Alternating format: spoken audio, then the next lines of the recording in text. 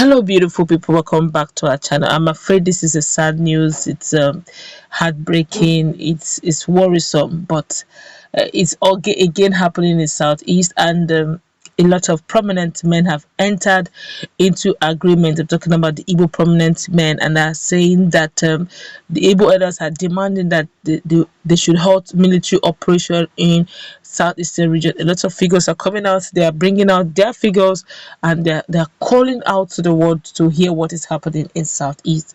Before we go to the news proper, I would like you to subscribe to our channel by clicking on the red subscribe button. Beside it, you'll see a bell notification icon. Please go ahead, click on it to get notified as soon as we update our channel on YouTube. Well, the Igbo Elders Council, that's IEC, yesterday alleged that over 5,000 Igbo youths have been brought down and more than 10,000 others thrown into detention camps in the ongoing special security operations in the southeast region of the country. This is really sad. The council, comprising eminent leaders from the southeast region, met for several hours yesterday in Abuja, where they decided to raise the alarm over the deplorable security situation in the southeast region. Those who were at the meeting included a former governor of Anambra State, that's Dr. Chukwuemeka Eziife, former Minister of Education, Professor Ihechukwu Madubuike, Professor C.E. Nwekako, Barrister Onwu Arua Onwu, and His Royal Majesty Eze Ibe Nwosu, amongst others. The controversial security operation, which involves troops of the Nigerian Armed Forces and the Nigerian Police Force, was launched about a fortnight ago in a bid to fish out criminal elements behind the recent spat of a killing of security operatives and burning down of public infrastructure in the region. At the onset of the operation, the Inspector General of Police, Usman Alkali Baba, had accused indigenous people of Biafra, that's IPOB, and the Eastern Security Network, that's ESN, of complicity in the serial bringing down an arson, an allegation the groups had since denied. In a communique released at the end of the meeting, the council drew a nexus between the high-handedness of the security operatives and the shoot-on-sight order given to them by Baba, that's by Buhari, at the commencement of the operation. Okay, I think that by Baba, they are the Inspector General of Police. Let's continue. The current militarization and widespread carnage in the southeast, the group said, have precipitated unprecedented fear, tension, and untold hardship on the people in the zone, thereby aggravating the security challenges in the land.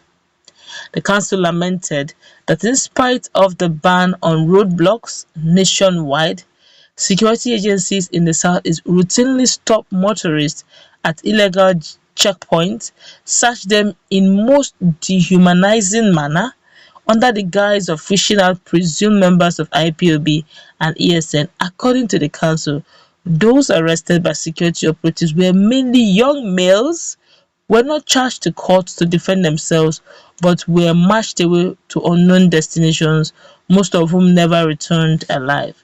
That's Igbo Elders Forum, Igbo Elders Council, IEC, and they're made up of very prominent Igbo ex-politicians, present politicians, and all. This is really disheartening, and we keep saying this: let peace ensue, let peace reign. We will fear for the worst, but we pray for the better. We pray that things improve. But before we go into full analysis now, to look at the pros and cons, because I know definitely at this rate, innocent persons will go. At this rate, there's no way innocent people will not pay the price, unfortunately. In fact, if I have my way, I will advise every young male in that region to please leave.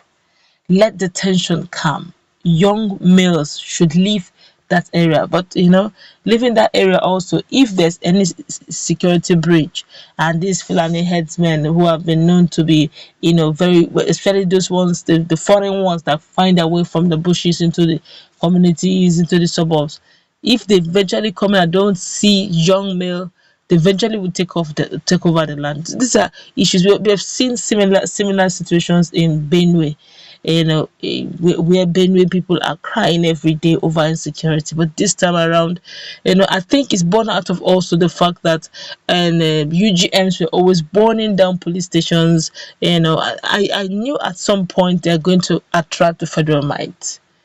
But right now, innocent people are paying the price based on the information that Igbo Elders Igbo Elders Council have gotten. About 5,000, 10,000 is quite a huge figure. But let's look at what Nigerians are saying. Lots of reactions have followed this. We'll go read through uncensored. This one here is saying, look at the elders when they were killing security men and destroying government properties. Did they say anything? They kept quiet. They're afraid of that small boy. Hey, Nnamdi Kanu is who they are calling small boy. Nnamdi Kanu is above 50. When you talk, please, no matter if yes, you have the right to criticize and all that, but keep away the insults. You can say your mind. We all have our rights, okay? But insults, honestly, we do not appreciate it. So I'll skip the insult and go to the next one, please. Thank you. This one here say, you definitely don't have what it takes. You must be an extremist too. So bringing down innocent citizens is part of the way to stop terrorism. Always remember, always remember that things will always go around. That whatever you wish another innocent neighbor must definitely come back to you. That's actually love karma. This one here is saying you exactly, it comes back to I don't know what to explain. This one here is saying if the bringing down and burning of security men and gadgets were done by IPOB or ESN, then may you go scot free with this your utterance concerning these innocent people being brought down, of which is God's creation, attaching no value to human life at all. But if these people were not done, if these things were not done by them, you are joining to accuse them falsely. Let God judge you. Right now, this is not the time to share blames. This is the time to see how that region can be salvaged. The senators, especially those from the opposition, have been screaming and shouting over the daily occurrences of what happens in every region.